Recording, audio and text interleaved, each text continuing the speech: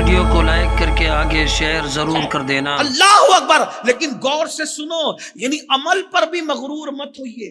اگر کوئی سوچ رہا کہ میں تہجد پڑھتا ہوں، میری داڑھی ہے، میں نمازی ہوں، میں حج ہوں، تو یہاں کعب اس کی بھی غلط فہمی دور کریں۔ کیا کہہ رہے ہیں؟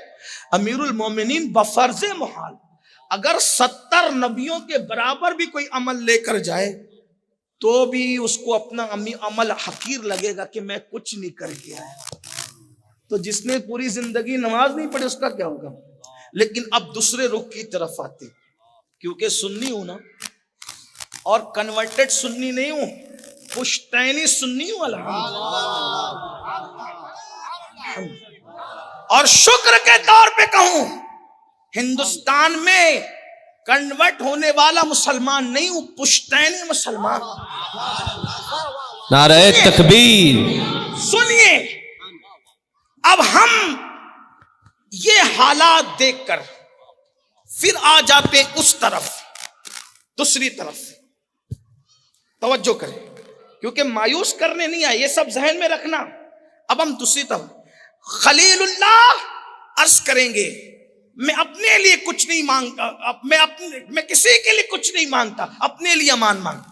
کلیم اللہ کسی کے لیے کچھ نہیں مانگتا، اپنے لیے امان مانگتا۔ روح اللہ، کلمت اللہ امی کے لیے بھی کچھ نہیں مانگتا، اپنے لیے امان مانگتا۔ جب انبیاء کی شان یہ ہوگی تو وہاں ایک منظر لوگ اور دیکھیں گے۔ وہ منظر کیا ہوگا؟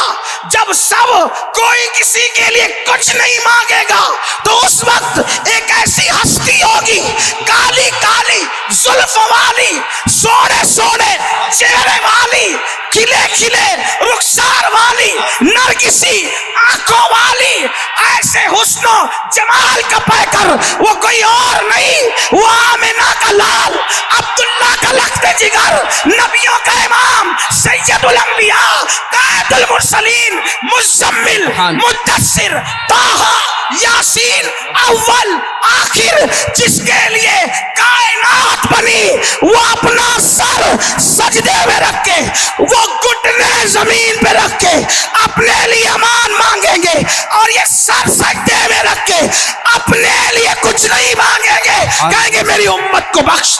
نعرہ تکبیر، نعرہ رسالت، نعرہ رسالت، میری امت کو بخش دے۔ دوسری حدیث سن لیں، میری امت کو بخش دے۔ دوسری حدیث سن لیں، محشر بپا ہے، یہ صحیح کی روایت ہے، محشر بپا ہے، توجہ کریں، محشر بپا ہے، اسی میں سب پریشان، سب پریشان، سب حیران، سب مل جل کر ایک دوسرے کے ساتھ باتیں، کیا مصیبت، کیا مصیبت، کیا مصیبت، کیا تکلیف، کیا تکلیف۔ سب مل جل گئے، ایک کام کرو، کون مدد کر سکتا ہے آج کون مدد کر سکتا ہے؟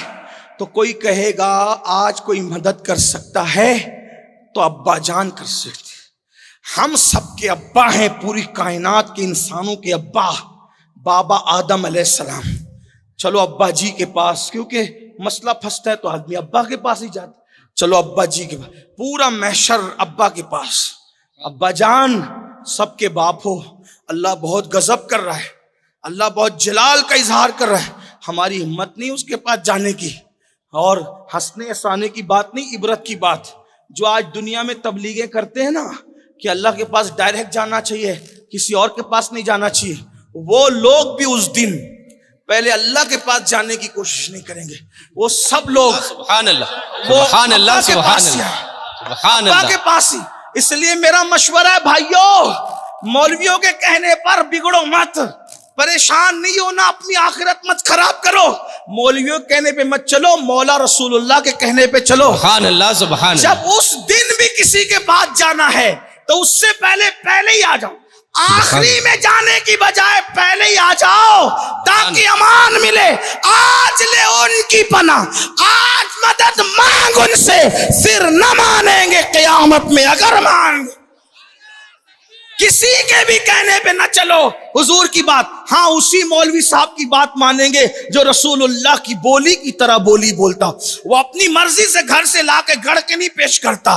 بہرحال یہ حدیث صحیحہ میں سیاہ ستہ میں دکھانا میری ذمہ داری، جس کا مفہوم میں پڑھ رہا ہوں۔ کیا آدم ابا کے پاس آئیں گے، بابا ہماری مدد کریں، اللہ غضب کر رہا ہے، آدم علیہ السلام کہیں گے نفسی نفسی، عربی حضرت جانتے ہیں، میں اس کو مفہوم کے طور پہ پیش کروں، کیا کہیں نفسی نفسی اذهبوا الی غیری، مجھے آج اپنی ہیں، تم کسی اور کے پاس جاؤ، اذهبوا الی غیری، جاؤ کسی اور کی۔ آپ کہاں جائے ابا جی کہاں جائے؟ اور کہا کہ کام کرو، اب بہت سب کے نام نہیں لیں گے، اختصار کے ساتھ تم نوح کے پاس چلے جاؤ وہاں تمہارا کام شاید بنے۔ سب نوح علیہ السلام، آپ ثانیہ آدم کچھ کام بنائیے، وہ کہیں گے نفسی نفسی، مجھے آج اپنی ہے، کسی اور کے، اذهبوا الی غیری، کسی اور کے پاس جاؤ۔ اور آپ کہاں جائیں آپ کے؟ تو کہا موسیٰ کے پاس جاؤ، وہاں جائیں گے، موسیٰ کلیم، اللہ کے کلیم، آپ چلیے ذرا ہمارا مسئلہ حل، نفسی نفسی اذهبوا الی غیری، جاؤ کسی اور کے پاس، کسی اور۔ اب کہاں جائیں؟ ابراہیم علیہ السلام، ان کے پاس بھی یہی سنا۔ کہاں جائیں؟ عیسیٰ کے پاس، عیسیٰ علیہ السلام کے پاس آئے کہ اب کہاں جائیں آپ بتائیں؟ کہتے ہیں کہ نفسی نفسی، کسی اور کے پاس جاؤ۔ آپ کہاں جائیں؟ آپ کے پاس ہے کہاں؟ کہ ایک ہی ہے آج جہاں کام بن سکتا۔ کون ہے؟ کہ وہ نبیوں کا بھی نبی ہے، رسولوں کا بھی رسول، سید العالمین، قائد المرسلین، شفیع المذنبین۔ کون ہے وہ؟ کہ وہ آمنہ کا لال، عبداللہ کا جگر پارا، پورا محشر گھوم پھر کر، اللہ تیری کیا شان ہے، جب کام یہی بنانا تھا تو ڈائریکٹ یہاں پہنچاتا، لیکن اتنا گھمایا کیوں تو نے؟ تو اللہ بھی بتائے گا نا کہ ہوش کے ناخن لینے کے لیے، کیونکہ ڈائریکٹ یہاں بیچتا تو کوئی منہ چڑا کہتا کہ آدم بھی تو بنا سکتے تھے کام، کیا ضروری تھا یہی بننا؟ کیونکہ لوگ تو بغض پہ آتے ہیں تو کچھ بھی بکتے ہیں نا، یہ بغض ہی تو ہے کہ کہا کہ دیوار کے پیچھے ہی خبر نہیں، یہ بغض ہی تو ہے کہ کہا مر کے مٹی میں ملے، یہ بغض ہی تو ہے کہ کہا کہ انگریزوں کو تو اختیار ہے مگر محمد اور علی کو اختیار نہیں، یہ بغض ہی کی بنیاد پہ تو بکواسیں کی ہے۔ دنیا میں کہہ لو جو کہنا ہے، زبان تمہاری ہے لیکن اللہ کی پکڑ ہونی ہے۔ وَتُكَلِّمُنَا أَيْدِيهِمْ وَتَشْهَدُ أَرْجُلُهُمْ بِمَا كَانُوا يَكْسِبُونَ، یہ چرچر چلنے والی زبانیں، اس پہ مہر لگے گی اور پھر اوقات سمجھ میں آئے گی۔ اس لیے آج زبان جو خدا نے دی ہے تو اس کی تعریف کر لو، جس کی تعریف خدا کرتا ہے، اس کو مان لو، جس کو ماننے کا حکم اللہ نے دیا ہے، اس کے لیے گناہ کی زندگی چھوڑ کر نیکیوں کی زندگی اختیار کر لو، جس کی محبت میں اللہ قبلہ بدل دیتا ہے۔ بہرحال تو آئیے، اللہ کا محبوب مصطفیٰ جان رحمت کے جب آئیں گے، حضور کہیں گے انا لہا انا لہا انا لہا، اس کام کے لیے میں ہی ہوں۔ اب سب خوش ہو گئے، یعنی میری پون گھنٹے کی پوری تقریر میں نے جو بات کی تھی اس کا تو یہ بات اب دوسری ہو گئی، لیکن اب جو اینڈ کر رہا ہوں اس کو سن۔ سب خوش ہو گئے نا؟ اب تو مولانا اب تو بہت شروع میں باتیں کر رہے تھے، ایسا ہوگا ویسا، اب جب حضور نے کہا نا لانا، چلو میں چلتا ہوں بخشوات۔ اب آئیے، اصل عنوان اب ہے اور بہت لمبا نہیں ہے، بس اسی عنوان کے لیے اتنی لمبی تقریر کی پونا والو۔ آج کچھ یاد رہ نہ رہے، یہ یاد رکھنا۔ اب جانا کہاں؟ حضور کی بات ہے نا، کہاں جانا؟ اس کو سن لے بس۔ اگر آپ نے وہاں پہنچ گئے جہاں میں پہنچانا چاہتا ہوں تو میرا آنا کامیاب، آپ کا بلانا کام، اور نہ پہنچ سکے تو شاید میں کچھ اپنے آپ میں ناکامی محسوس کروں۔ حالانکہ ذکر رسول کرنے پہ کوئی ناکام نہیں ہوتا، ان کا کرم ہے، ایک بار زبان پہ نام کیا آ گیا، رحمت خدا بلائیں لینے لگی۔